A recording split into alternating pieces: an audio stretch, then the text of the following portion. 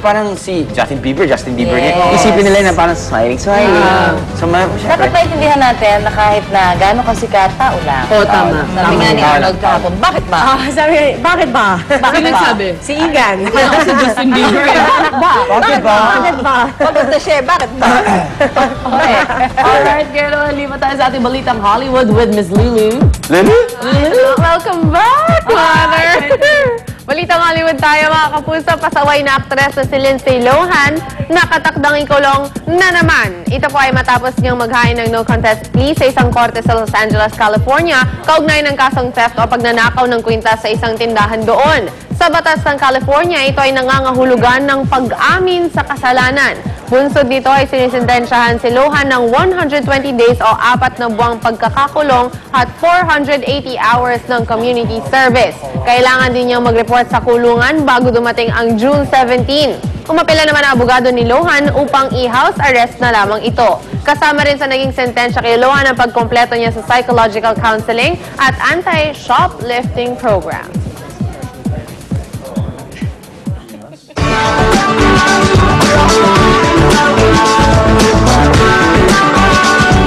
Hello there! Ito na mga kapuso ang ating hirit panahon. Mula pa rin sa Pag-asa, medyo magiging maganda po ang ating panahon ngayong araw. Pero sa bandang Southern Mindanao, mga kapuso, kayo naman dyan ay makakaranas pa rin po ng pag-uulan. Dulot pa rin po yan ng Intertropical Convergence Zone. Ito po yung hangin mula sa Northern and Southern Hemisphere na nagsasalubong po sa equator. Tagdudulot po yan ng ulap at ulan. Ang Luzon at Visayas naman, tayo naman yan. Magkakaroon man po ng tinatawag na high pressure area or ridge. Ayan. Yan po yung pagtataboy sa anumang sama ng panahon. Kaya po yung mga taga Luzon at Visayas, ilabas na ang inyong mga summer outfit dahil magiging mainit po ang buong maghapon. Uminom ng tubig na sandamakmak, okay? Ang ating pong sunrise ay 5:29 ng umaga at ang ating pong sunset ay mamayang 6:16 ng hapon. Narito rin po mga weather update natin at temperature sa iba pang bahagi ng Pilipinas. Tandaan niyo po mga kapuso, sa kahit ano pa bang hamon ng panahon, manatiling alerto at mahinahon.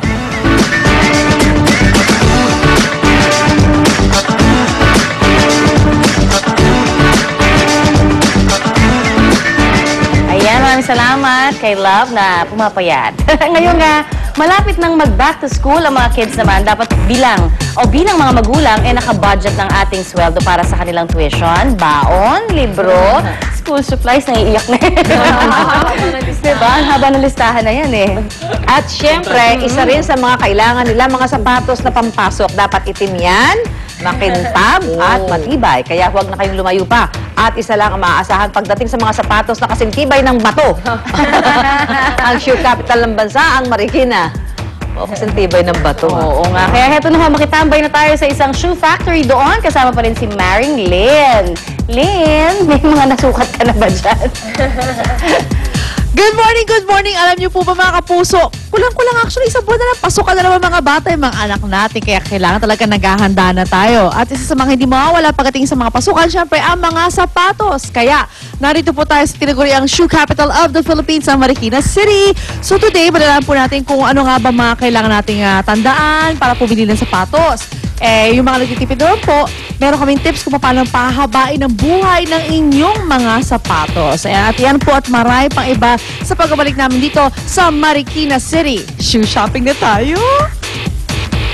Hi, thank you so much, Lynn. Pero hindi pa syempre tapos ang summer vacation, kaya tuloy-tuloy pa rin ang paglilibot natin sa mga pinaka-engranding piyestang Pinoy.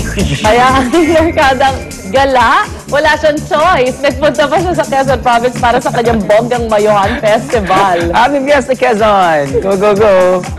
Go, Mon!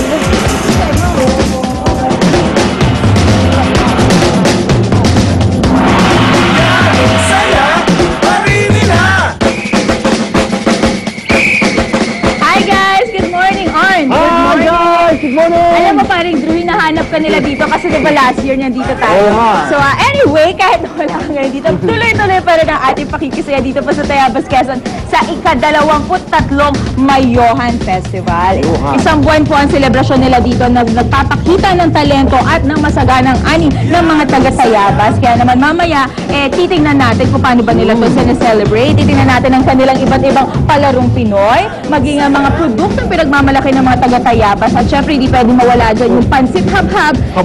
Oo, sarap niya na aalamin din natin mamaya kung paano pa niluluto. At maging yung mga sagala raw na may suot ng mga gowns na gawa sa balat na sagyo. At dito ako excited ha. Ang pinaka-highlight na dito ang tinatawag na hagisa ng suman. At ito pa ha, meron tayong makakasamang dalawang turista. Walang iba kundi si Hey at si Beto. Turista naman sila. Yes! Alright. Mga kapuso, lahat po yan. Ating pag-uusapan dito po sa pagbabalik natin sa ika-23rd Mayohan Festival sa Tayabas, Quezon. Balik po tayo sa studio.